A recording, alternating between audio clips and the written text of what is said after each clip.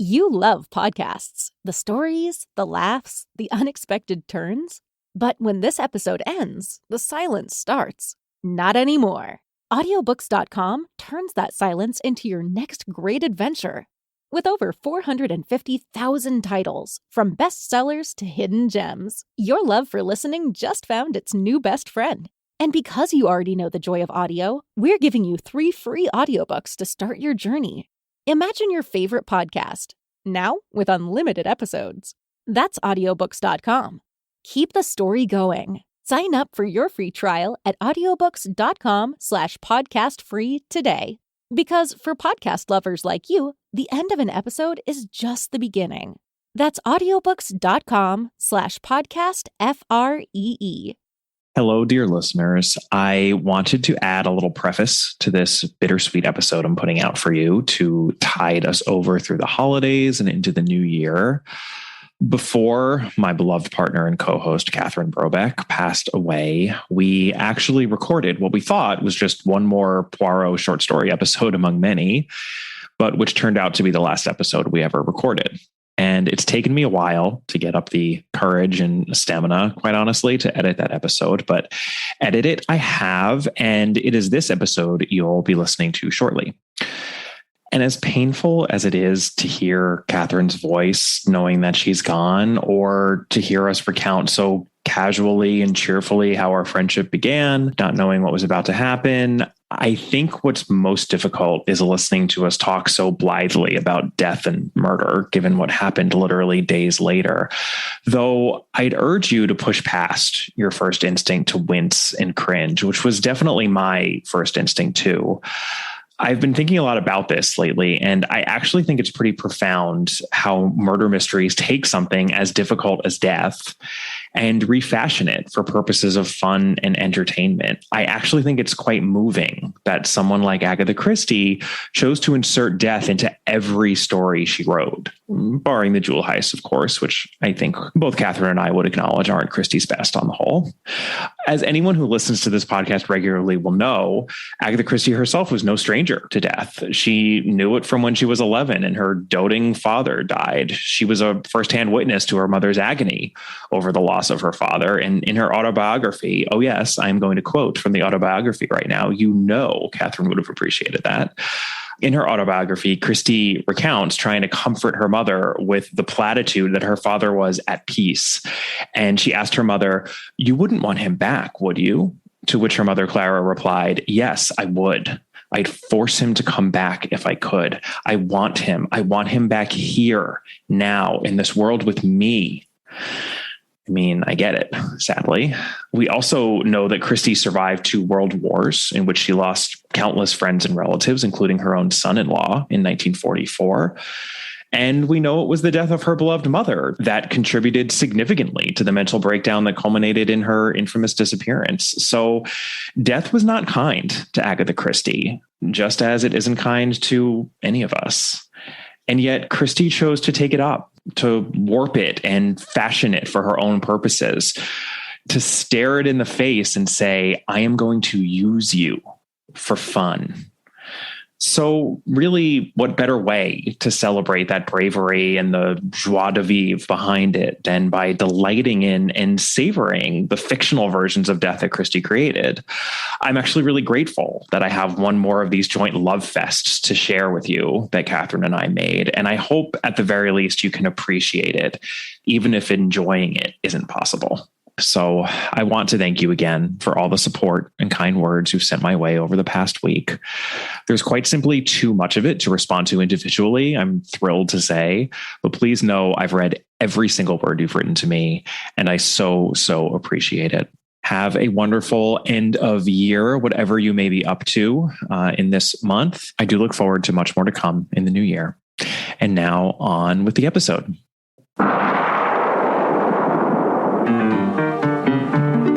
Welcome to All About Agatha, the podcast dedicated to reading and ranking every single mystery novel written by the Queen of Crime, Dame Agatha Christie. I'm Catherine Brobeck. I'm Kemper Donovan. And we are covering a Poirot short story, which, Kemper, you know I always love. I as well, of course.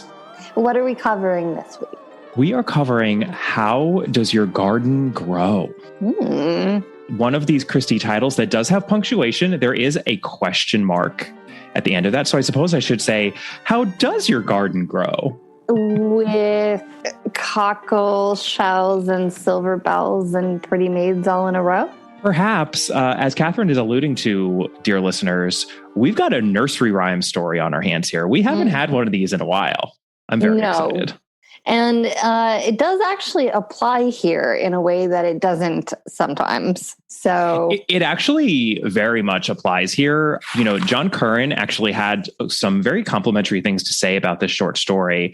And one of them was that the story's connection to its nursery rhyme is much stronger than we got in Sing a Song of Sixpence, which we did already cover. And 4 and 20 Blackbirds, those come from the same nursery rhyme. We actually have not yet covered 4 and 20 Blackbirds. I believe that is the last Poirot short story ever written. So we still have that ahead of us. Thank God. But yeah, we've got shells here. We've got a garden. We've got a Mary. So this nursery rhyme is very much a part of this story. And I'm here for it. I know I give Christie some grief sometimes for the nursery rhyme stories, but for a short story, it feels more appropriate. Agreed. So a little bit on publishing. It was published in The Strand in August of 1935, obviously in the UK. It was published in collection form in The Regatta Mystery and Other Stories in the US in 1939. And then in Poirot's early cases, that would have been Cullen's Crime, finally publishing it in 1974, and later that year in a slightly name-changed edition, but the same collection in the US. Yeah, and interestingly, I learned from our good friend Mark Aldridge in his most recent book, Agatha Christie's Poirot, the Greatest Detective in the World, that this short story was actually under consideration for the Murder in the Mews collection, though it ultimately wasn't chosen. Obviously, that meant they, at one point, were thinking of going in quite a different direction because this is not a very long story. And obviously, the Murder in the Mews collection features novellas, even though they very much vary by length. So in the collection as published, that would seem very strange. But yeah, I thought that was a little interesting factoid. You know how I love my factoids, Catherine. You always do. Shall we move right along onto the victim? We shall. And it's one Miss Amelia Barrowby, who is an elderly lady who keels over. Spoiler alert, it was strychnine.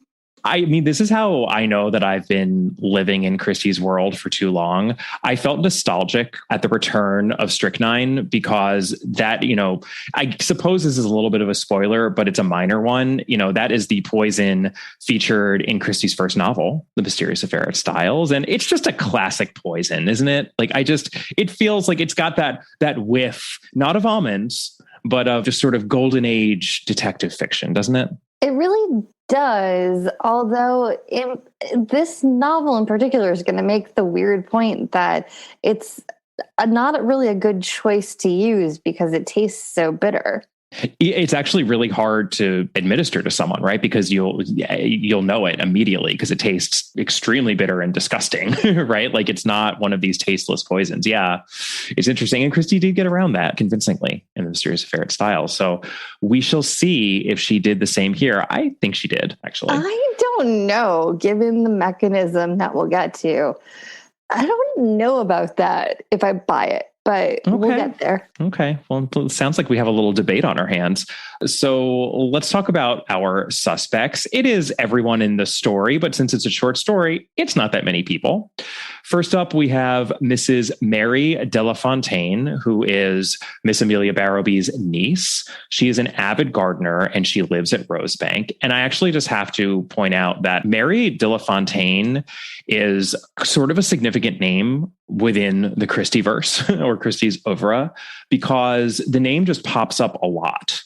And John Curran actually talks about this, that it appears in the course of her plotting in her notebooks for both Third Girl and Ordeal by Innocence, even though the name is not used in the final plot of either novel, but the name was used in The Pale Horse. Mary Delafontaine is a friend of Mrs. Oliver's, and she's one of the victims, one of the many victims in that book. So I think it's interesting. This was a name that she liked or remarked on or found interesting, and she used it multiple times, which she didn't usually do.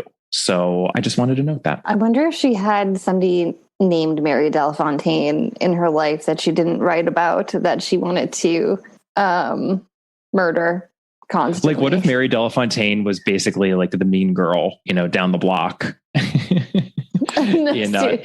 Seriously, in Torquay, and she was like, Mary Delafontaine, you'll see, I'll show you Mary Delafontaine. It's like when you write somebody, a real person, into, or if it was like a rhyming name, if it was really, Carrie Della something, that the person's going to read it and they're just appalled by the fact that they're the murder victim. Yes. All right, back to our suspects. We have Mr. Delafontaine, who's the really hapless husband here. Yeah, he might not be A+ #1 husband material. Let's just put it that way.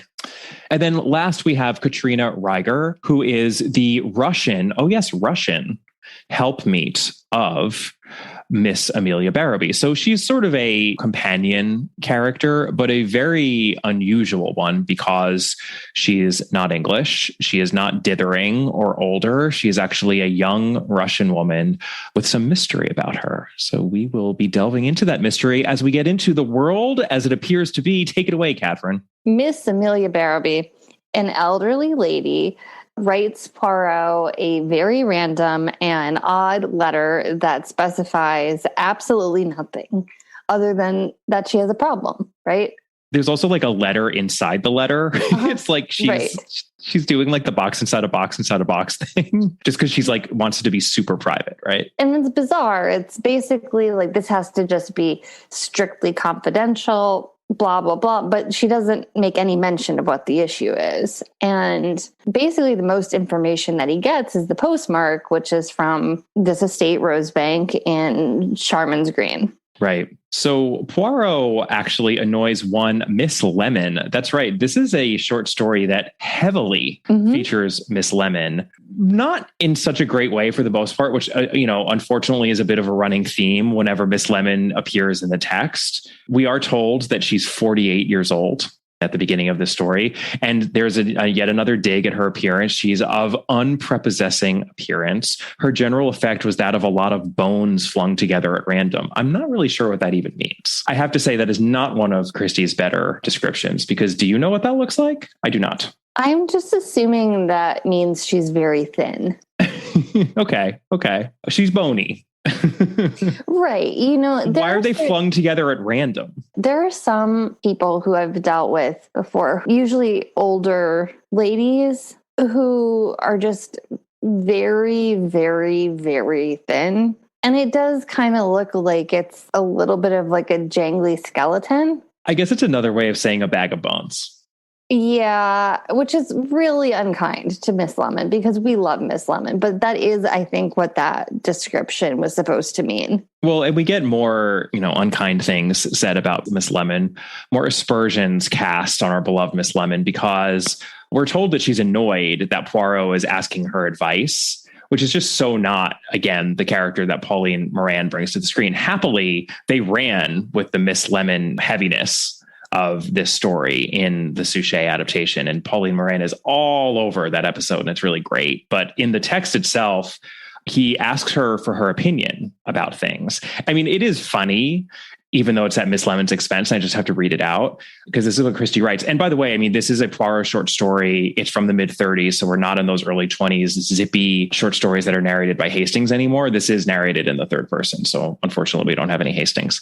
So this is what the narrator writes. Very occasionally, her employer appealed to her human as opposed to her official capacities. It slightly annoyed Miss Lemon when he did so. She was very nearly the perfect machine, completely and gloriously uninterested in all human affairs.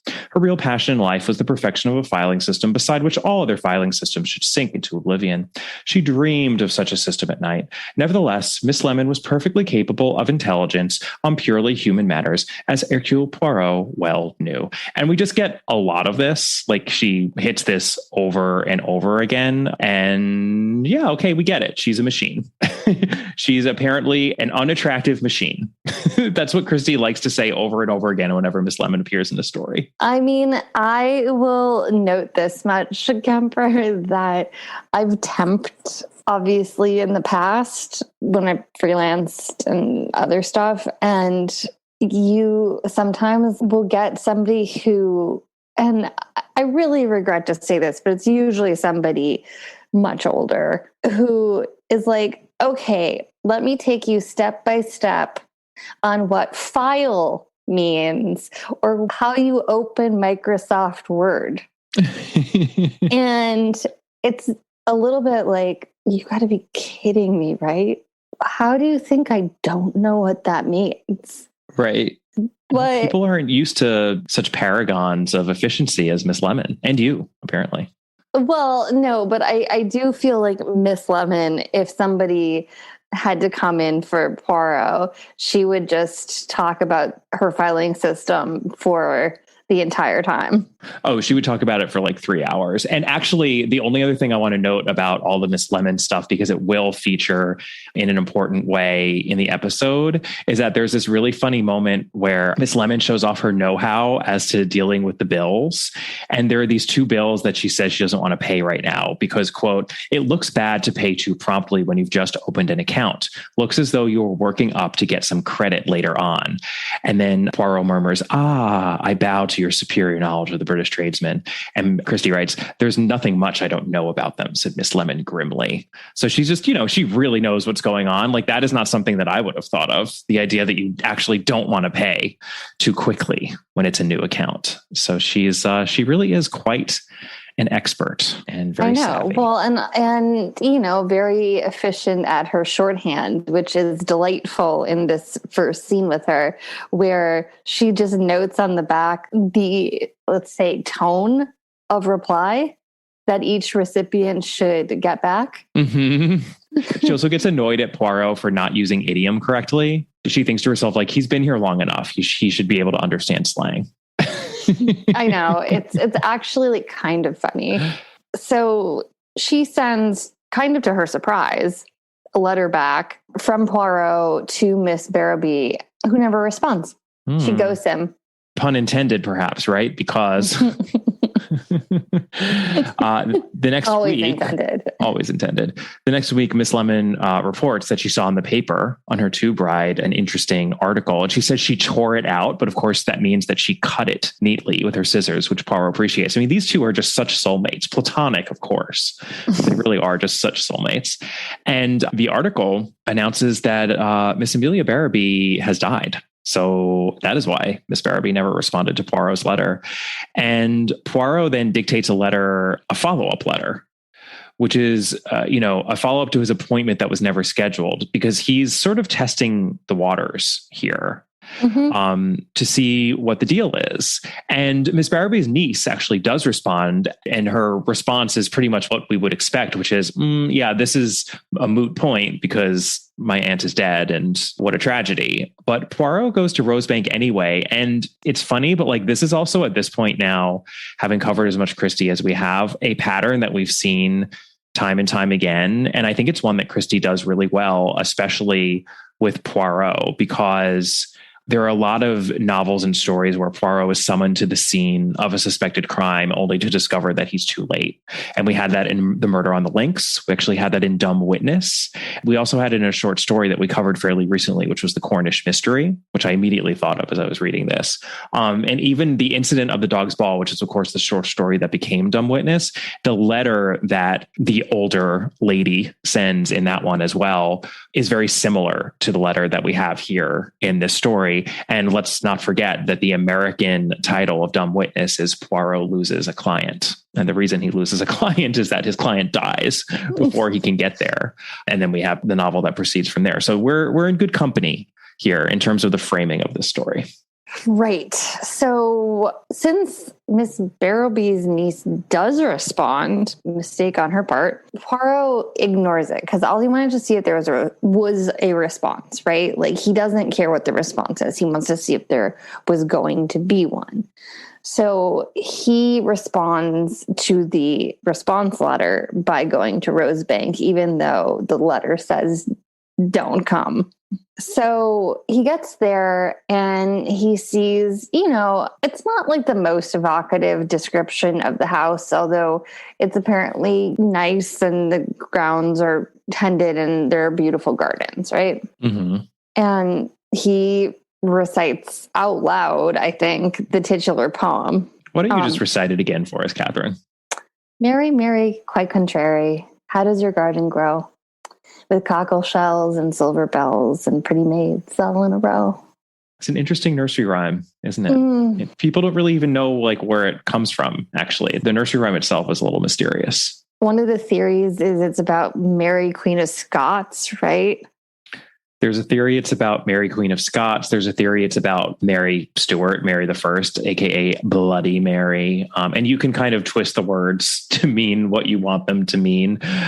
There's also a theory that it's very religious and it's Mary, Mother of Jesus, is the Mary in question. You know, what I found interesting is that some of the lines feature the word cuckold, and then even cockle shells is redolent of the word cuckold.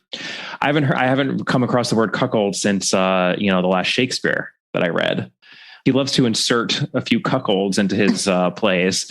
I just thought that was interesting. But yeah, there's a lot going on there. And I think, again, Christie really does take a fairly rich 4-line stanza and do something interesting with it in a short story. Yeah. And Poirot is being a weirdo and talking to himself out in the front of the house, by the way. As he does. Yes. So he's conveniently greeted by a very suspicious Katrina, who has obviously seen him talking to himself on the path up to the house. And, she's hostile, I'd say. Were you imagining every time she spoke that it was like Natasha from Boris and Natasha speaking? Because I pretty much, yeah. I mean, I'm not going to do the voice. I'm not doing that. But I'm just putting that out there. Think, darling, think. There must be something really rotten we can do today. I used to have a neighbor who reminded me a little bit of Natasha from Boris and Natasha. And anytime you would run into her, she greeted you in exactly the tone that I imagine Katrina had. We greet you with open hearts, darling. What would you like to buy? You could also imagine Cate Blanchett in Indiana Jones and the Kingdom of the Crystal Skull or whatever that just nightmare of a fourth movie was, which hopefully is going to get washed away by the fifth one that I believe is being filmed right now, or maybe it just wrapped. But didn't we see that terrible movie together? We did, Catherine. That was a very, very early. That, in fact, might have been the first night I met you. Was for India. What is the name? What is the name of that Drek? You're right. I think it is Kingdom of the Crystal Skull. Oh, I'm actually disappointed in myself for getting that right. I don't want that. You're right. Yeah. Like aliens. Indiana Jones and the Kingdom of the Crystal Skull. Yes, it comes down to aliens. Don't worry about being spoiled. We're doing you a favor if that means that you're not going to watch it, because you really should not watch it. But Cate Blanchett does such a cartoony and bad Russian accent that I believe she apologized to like the Russian people after the movie came out. There may be hundreds of skulls at Agator. Whoever finds them will control the greatest natural force the world has ever known. Power over the mind of man. Careful.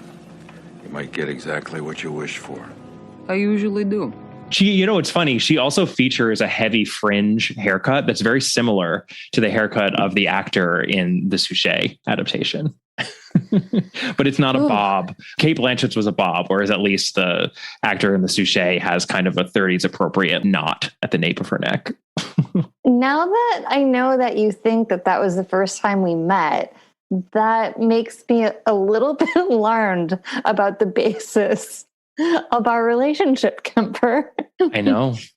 That was also in 2008, by the way. So officially 13 years ago. Wow.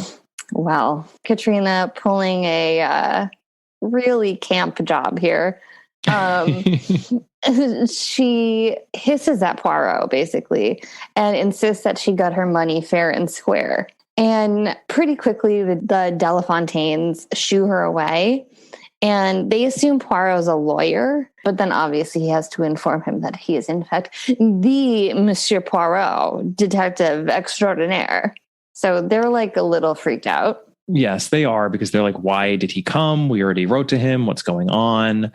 And Poirot, of course, promptly ingratiates himself with Inspector Sims, who is the Inspector d'Histoire, who's amused that Poirot basically began investigating before the official investigation had a chance to get off and running.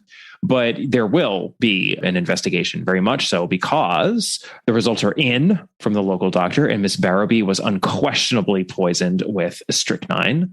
Someone's got some splaining to do. Right. I mean, again, there are only like 3 suspects here, really. Katrina seems an obvious prospect because she handled Miss Barrowby's medicine. So that seems very plausible that she just swapped it out, especially because the other family members ate the same food. And I will have to say, given that there's fish here, we really missed out on some ptomaine poisoning references. Where is my ptomaine to poisoning? Where are the bulging cans? Come on. I know. And, you know, Katrina's bedroom is searched and strychnine powders found under her mattress. Oh boy. It's not looking good for Katrina here as we are ending our review of the world as it actually is. But the only thing that makes the Delafontaine suspicious is that they are getting a paltry sum from the will, which would seem to indicate that there's not much of a motive for them for their aunt to die. But they are flat broke because, again, Mr. Delafontaine, you know, is, let's just be honest, kind of a loser.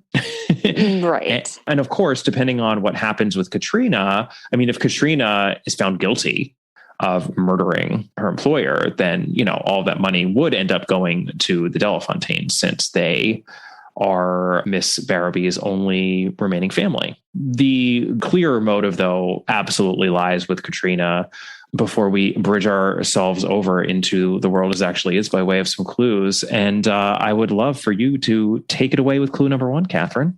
Well, it's the nursery rhyme clue actually being used because the garden is perfect, except in some areas of edging. The question is, if everything else is so meticulous in this garden, why wouldn't these little edge sections be perfect?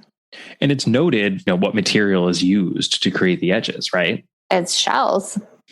Shells, which is part of why Poirot breaks out into that very nursery rhyme. So that's interesting. We might come back to what people eat out of shells and what those foods might taste like and how quickly perhaps they are eaten. Let's move on, though, to clue number 2.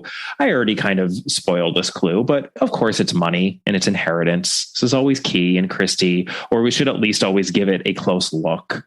Sometimes it's red herring, but it really often is not. And the deduction here, again, you know, is really that all 3 of these suspects could use the money. And depending on what happens with Katrina, depending on what happens with the Delafontaines, if either the Delafontaines somehow get convicted, then Katrina gets all the money. If Katrina somehow gets convicted, then the Delafontaines get the money. Someone's getting the money and they all need it desperately. So they all really have a lucre motivation.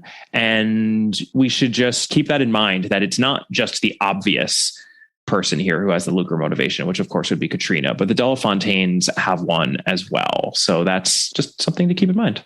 Right. And clue number 3, I mean, we've never really talked about this so much, but Christie does like to use squirrely husbands as a clue. And Mr. Delafontaine is weird and squirming. It's kind of come up before in a number of cases. And, you know, usually it just means, you know, circle back to clue number 2, because Mr. Delafontaine is not competent at anything, apparently, including, spoiler alert, lying competently. Right. No, it's true. I mean, that's a little bit of the when people tell you who they are, believe them clue. I mean, he seems super, super shady, and we should just take note of that. So clue number 4 is the food preparation. I mean, this is, you know, just one of these classic Christie short stories featuring a poisoning and how is it administered? And you know there's going to be some sort of a trick here, some sort of sleight of hand. And we know that the food for the dinner was handled in advance by the cook and by Katrina, but everyone ate the same thing. So it couldn't have been in the food that the whole family was eating, or else the Delafontaines would have gotten sick also. But the cook and Katrina both had the night off. So the actual service for the dinner, and this is crucial, was done by the family. The servants weren't around. So we know what food was prepared by Katrina and the cook, by the help for the dinner. But isn't it always possible that there could have been a little extra thrown in somehow? Yeah, I mean, it's like if you're hosting a potluck and you prepare 3 dishes and somebody else brings a cake, you didn't prepare it. That's a tough clue, and it's very tricky, and I think it's hard to get to the other side of it on one's own, but we will be on the other side in a second. And I would actually just like to add one of my meta clues as clue number 5. And I already mentioned at the top of the episode that we were going to bring up Halloween Party. So fast forward if you haven't yet read Halloween Party and you don't want it to be spoiled. But we obviously had the exact same situation in Halloween Party in the backstory that we get with Olga, the au pair, and Mrs. Llewellyn Smith, right? Mrs. Llewellyn Smith died. Olga, it turned out, inherited, but then it seemed like maybe she had forged the codicil to the will that allowed her to inherit. And then she disappeared. And then it was Mrs. Llewellyn Smith's niece, down to it being a niece, Rowena Drake, who inherited. And of course, we find out at the end of all of that the foreign au pair was innocent. And not only did she not murder her employer, she herself was murdered. And Rowena Drake, the niece, was the murderer, one of the murderers.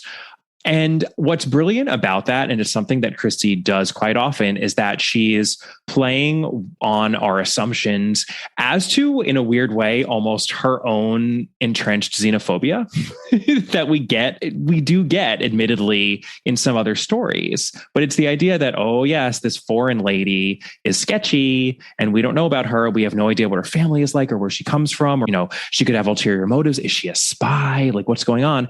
And at the end of it, it's like, no, she was actually just a nice woman who was trying to be a good employee, so much so that she happened to get lucky and inherit a lot of money. And then it was within the family that the complications arose. And then she was victimized by the niece, the very English niece within the family. So we saw Christie do that really well in Halloween Party. And she very much was drawing on this very story. And it's actually really interesting. But within her notes for Halloween Party, she makes a direct reference to How Does Your Garden Grow? She talks about the fact that maybe Joyce saw Mary Drake, and that, of course, would become Rowena Drake, sticking oyster shells in a path on her property. I think that's interesting. And I'm going to come back to that once we actually completely solve this, because I think that the means of murder and the cover up for the murder directly inspired Halloween Party. It wasn't even just the familial setup, but exactly how this murderous niece actually covered up the murder that I think led to Halloween Party decades later, as Christie was recycling, which we know she liked to do. Again, though, I think that meta clue just has to do as to don't make any assumptions about the foreign character in a Christie, because Poirot is foreign and Christie sometimes falls into the stereotypes of the foreigner being unreliable, but often she doesn't. And these are 2 really good examples where she's doing the same thing as to that. I agree with that. And speaking of that, Poirot stands up for Katrina, because what he tells Inspector Sims is that originally he'd said that he didn't think she had any friends. And then he says, I've actually changed my mind. She does have one friend. And Inspector Sims asks him, wait, who am I missing in this story? And Poirot says, well, I'll be her friend. Oh, Poirot. This is where the story gets a little bit off, because I don't think it's playing totally fair. Poirot talks to Miss Lemon and he wants her to go to Rosebank with him, and he gives her a note. We don't know the contents of the note. We do find out subsequently that he wants her to go to the local fishmonger, but we don't know what the note says. And I don't think that's totally fair. And then, to be honest, then her answer also is opaque, because she doesn't say it directly. But what we can gather is he asked Miss Lemon to ask the fishmonger if he had sold the Delafontaines something, and maybe they were oysters. I think she's playing fair because we know it's a fishmonger, and we've been put on notice about oyster shells, or shells at least, in the garden on the edging and there being something wrong about them. It's a little tough, but what I think is smart about this is that how do people eat oysters? You eat them really quickly and you just suck them down. So it is one of the few foods, and I could see Christie, genius that she is, probably like sucking down a few oysters herself or watching a friend or a family member do so across the dinner table and thinking to herself, though that would be a good way to get a really foul tasting poison in someone. The oyster has such an overwhelming smell and taste of its own anyway, and it goes down so quickly. There's not a lot of chewing and kind of sensing going on there. Well, sit back, listeners, while I tell you a story.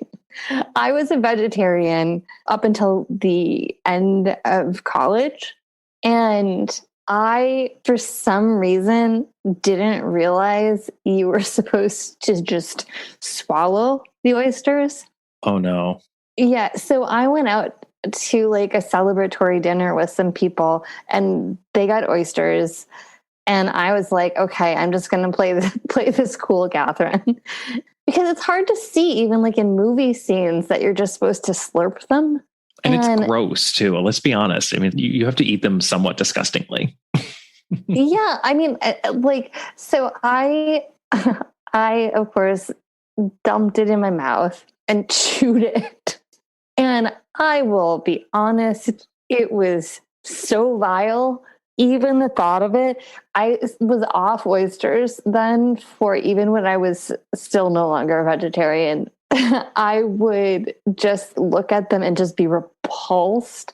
It took me several years. I knew what I had done wrong, but it took me several years to get back into the oyster game.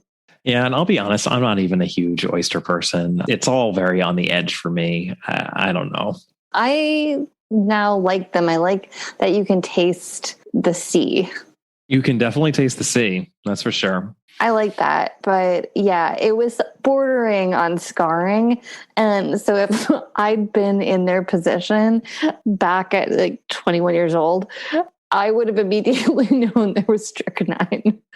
Right, that's true. You would have been like, what is this bitter taste?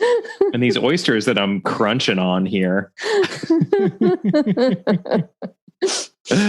So yeah, I mean, just to fully explicate here, the Delafontaines, they sent the help away for the night because they had a plan and they needed for Miss Barrowby to die, and they needed to make it seem as though Katrina had done it, because their best bet was Katrina being convicted of the murder, and then they would get everything. But even if that didn't happen, they'd still get something. And they seem to be that desperate because they've actually been stealing from their aunt, and Miss Barrowby found out about that. And that is why she sent that letter to Poirot. And she, was very worried about a scandal within the family. She didn't want to tarnish the family name, but she also wanted to get to the bottom of what was happening. And she it seems as though she really knew probably what was happening. And that's why she was requesting the services of a private detective such as Poirot.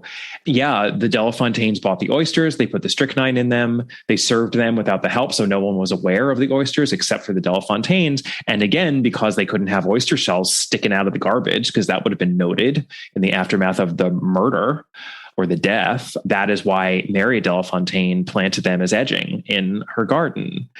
She confesses all this to Poirot. And it is interesting. I mean, especially in the text, this is not the case at all. They actually flip it very much in the adaptation. But in the text, it almost seems as though maybe she's covering for the fact that her doofus husband was the mastermind, and I'm using air quotes there very hard, behind this whole thing. And she is the face of it. But perhaps this is just more kind of grief that she is dealing with here as a result of her husband. But, it took both of them. She's fully an accomplice to murder. Yeah. I mean, the text makes it seem pretty clear that this was like her doofus husband's scheme.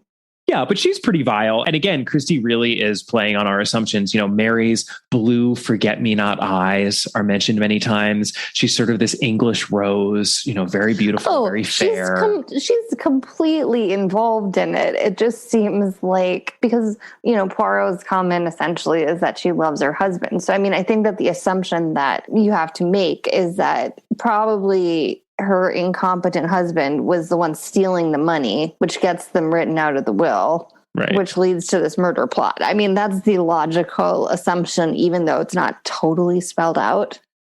Yeah, let's not elevate her character too much. No, not at all. Not at all. She's calling Katrina a miserable, intriguing little rat.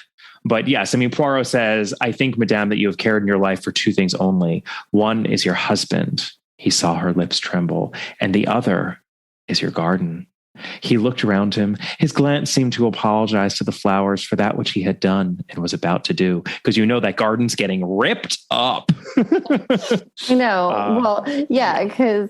Katrina's not going to be real into maintaining it. Well, and the shells are evidence. So I don't think they're going to be delicate about removing those. And then Katrina's probably going to be like, burn it all, level it in her Natasha voice. Oh, Boris will be so proud of me. I know. Yeah, it's pretty good short story, actually. It is. I can see why Christie used it almost about 35 years later as the bones of, or backstory, at least, of a full-length novel. So this is what I was trying to say, but it's a lot easier to have this discussion now that we're on the other side of the story.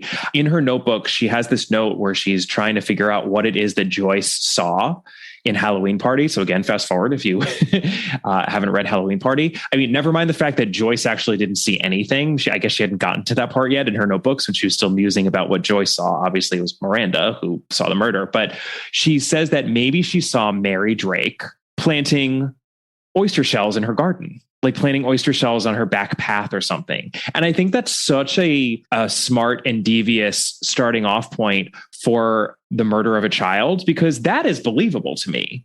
That to me is actually very believable, that a 10-year-old child seeing a neighbor planting shells in a path would of course have no idea what that is. Even an adult wouldn't know what that is. But then maybe a couple of years later kind of start to put two and two together. I feel like that must have been the starting off point for Halloween Party. Obviously it morphed into something very different, but I like that. I get why she had to move on to something a little bit more obvious, but it is a really good story. And I think it's interesting that she was able to use it and turn it into something that bore even more murderous fruit. So to speak. It's funny because you'd think that instead of using them as proper edging, why didn't she just crush them and put them in the soil? I know it's one of those things where, we talked in our live episode about the Mysterious Affair Styles. Fast forward if you haven't read that, but sometimes she has these issues where a murderer needs to get rid of something incriminating. And there it was that letter. And we made so much fun of her for the fact that he didn't put it in his pocket or eat it or whatever. And, he made it into fireplace spills, but it's a mystery. It's clever. You can imagine someone doing that. I think it would actually be pretty hard in practice to grind up oyster shells. Those things are hard and thick, why didn't she just bury them completely, I guess, so that no one could see them? You don't even have to grind them up to bury them, but it's all fair, within a murder mystery, I think. Yeah, maybe she just thought they looked nice. Yeah, I'm sure they did actually look nice. I might have to use that as a design motif. Doing a little bit of landscaping right now, actually. In our remind me not to go over to your house for dinner. Would you like to come over for some oysters, Catherine? Not now.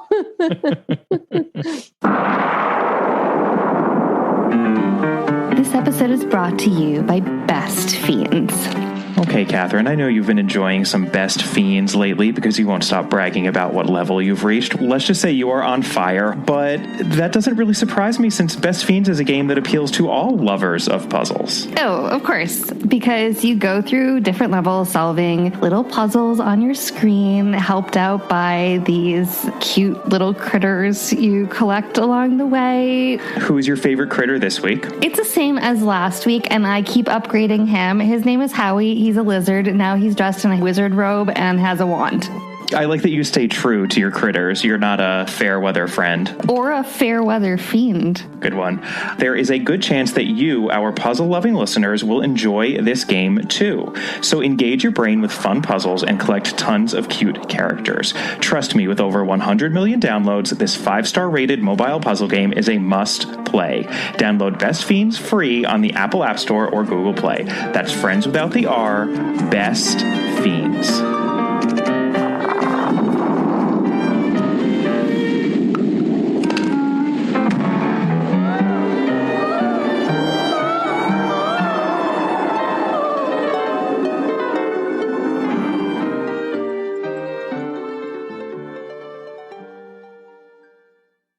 Well, we should mention, of course, the one adaptation that we have for the short story, which is our beloved David Suchet series.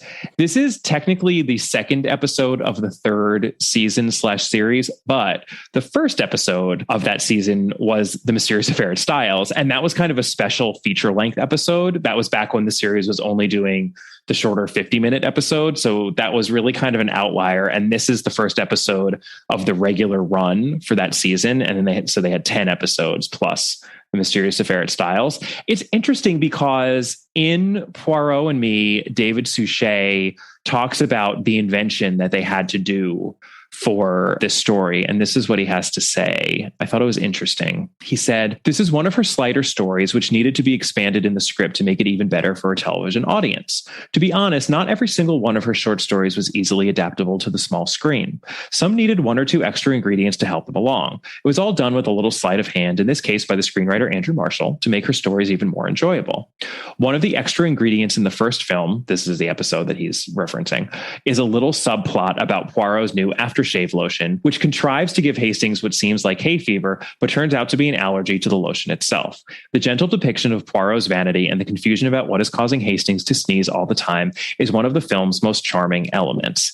And it really is. And I actually think we make fun of the series for adding Laurie chases, or, Laurie is backing up and chases down that same country lane over and over again, and the ham-fisted action sequences. But this one doesn't really have that. It just has a lot of built out character interaction between the family of Poirot and Miss Lemon and Hastings and Jap, which I found really, really charming. And some of it is very silly. The silliest is what he pointed out, this whole runner where Hastings keeps on sneezing around Poirot's cologne. At the beginning of the episode, she's the one who knows right away. He went straight inside as soon as he came back from the shops.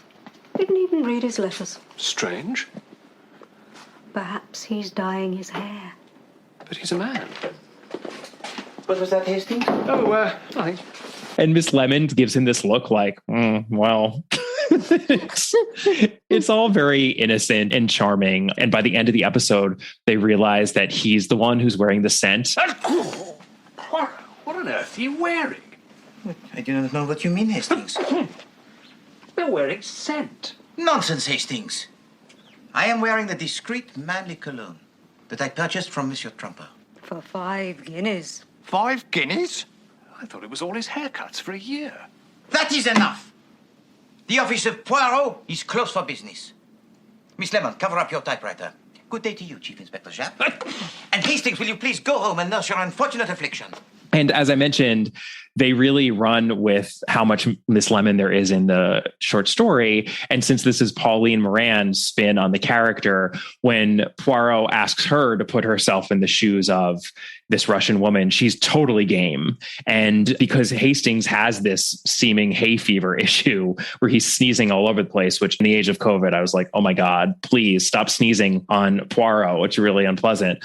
But because of that, Hastings actually stays home, and Miss Lemon is the sidekick for a lot of the episode, and they travel down to the cottage and do everything. So there's just a lot of fun to be had in the episode. And they even, which is why I wanted to mention the bills that Miss Lemon doesn't want to pay right away, they even took that and made it into an extended runner because Hastings is holding down the fort and he gets this call from someone. Mr. Trump has phoned 3 or 4 times. He's really very upset. Perhaps I should send the cash round by messenger. 5 guineas will settle the account. Certainly not, Captain Hastings. Just ignore it. I'll have words with him when I return. Yes, but... And on no account disturb the files. Cut to the file cabinets pulled out willy-nilly and papers everywhere. Captain Hastings, what is this? Yes, I was going to explain about that. I told you not to pay this account. Well, Mr. Trumper was very persistent. And what's actually really interesting is that they improve on the short story, I think, because rather than the reason that Miss Lemon gives in the text, what she says is, But you don't know tradesmen. If you pay in cash, they'll never forget you. They'll think your checks aren't good. Of course. And that is what leads Poirot then to ask her to go to the fishmonger. And the reason why the fishmonger remembers that Mary de la Fontaine bought those shells is that she paid in cash. So there's a little bit more connective tissue there. And they add this whole clue with the seed packet that I thought was a little bit much, but that to me worked. And I actually thought it was a really great episode. Yeah, I agree. I do think it's funny, the idea of, especially like in this day and age, like a tab. Because that's essentially what she's saying, right? Yeah.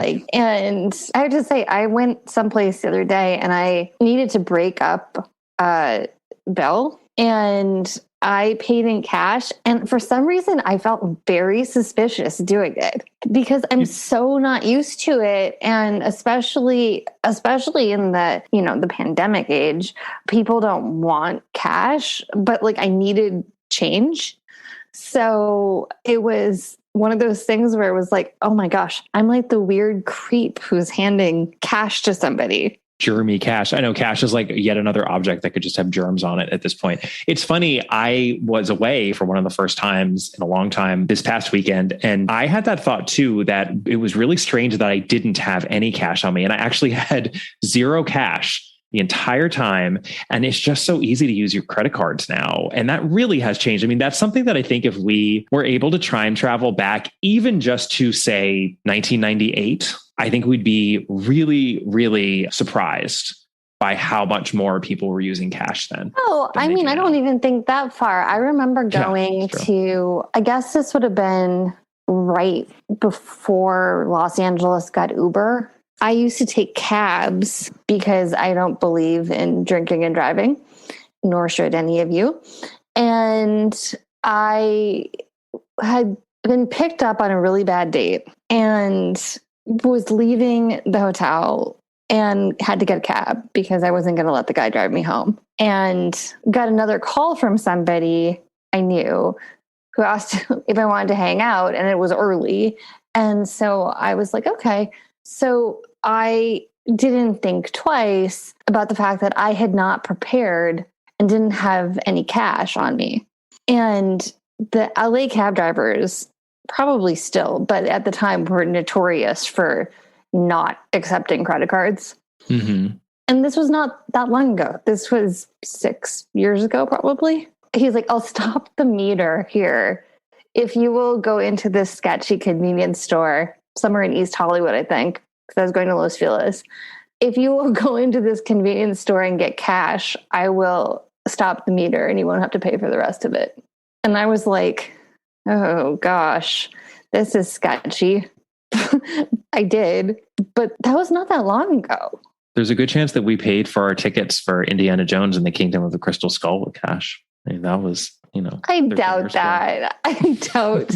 I am sure those were booked online because I'll bet we paid for concessions with cash. Maybe, but I think that Los Angeles has had assigned seating as long as I've lived here. True.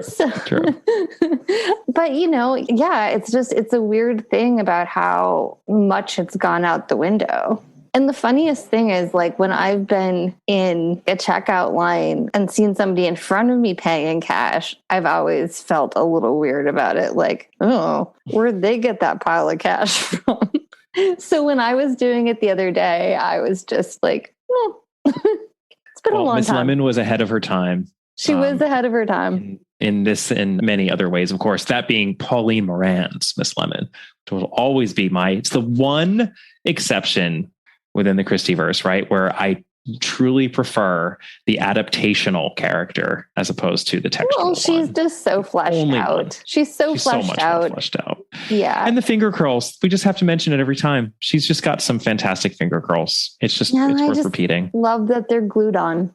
I did also think it was interesting. There's a lot of USSR Soviet hijinks going on in this episode. And this is where, we don't often note the date that the episode was produced / aired, but this is again the third season. It aired in January of 1991.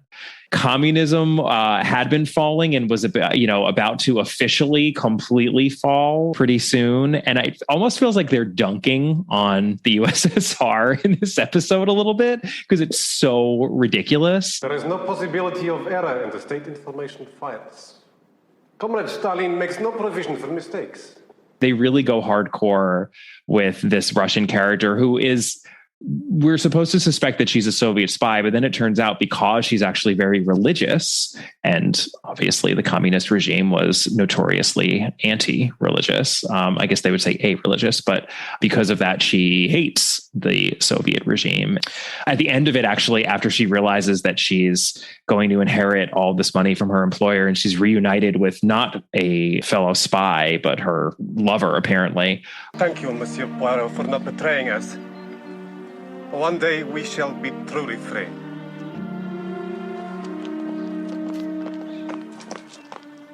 Where to, miss? Take us to the Ritz. Swipe me, she's the Queen of Sheba.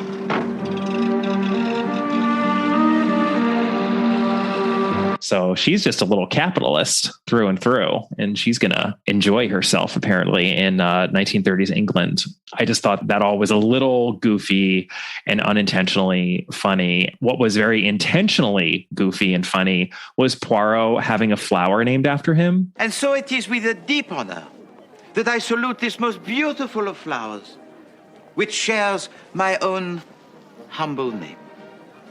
Thank you. Pour moi? Oh, merci beaucoup. Mr. Poirot. Thank you, Mr. Poirot.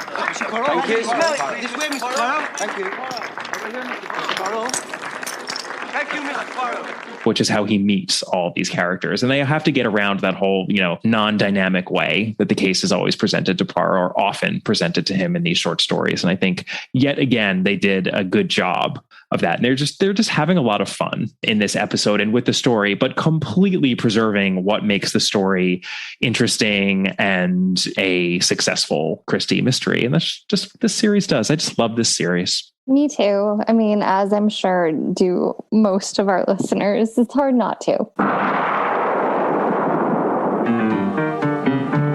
Very hard not to. Well, I think that is How Does Your Garden Grow? We always love visiting Poirot in short story form, and we still have a handful of those left. Sniff, we are not quite at the end of our Poirot offerings, either as to short stories or novels. And speaking of novels, join us for our next episode when we will be covering our next novel, which is Passenger to Frankfurt. I would just like to tell you all, I have been a passenger to Frankfurt 3 times. I've attended the Frankfurt Book Fair thrice in my life. I will be regaling all of you with all sorts of stories of my Frankfurt exploits. Hopefully I won't. If I am, that's an indicator that we don't have a lot to discuss as to the text itself. I don't know, Kemper. We've all been hearing you for more than 5 years. You might be regaling us with those stories regardless. So I think that we will have a lot to discuss, both as to the text and our lives. And I hope that you wouldn't have it any other way. I know that we would not, or at least I would not. I don't know about you, Catherine. No, it's going to be an interesting one, folks. Sure is. Do you think it's going to break into the top 10?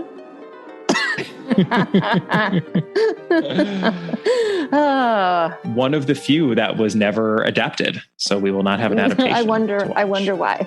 Yeah, that might be telling. We'll see.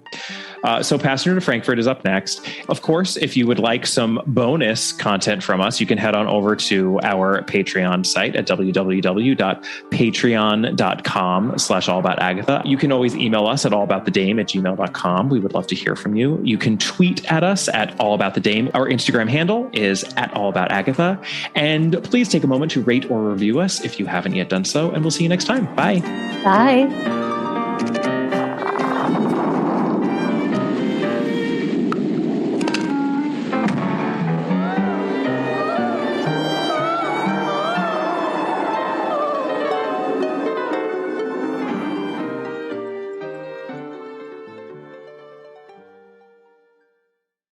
Have you made the switch to Knix?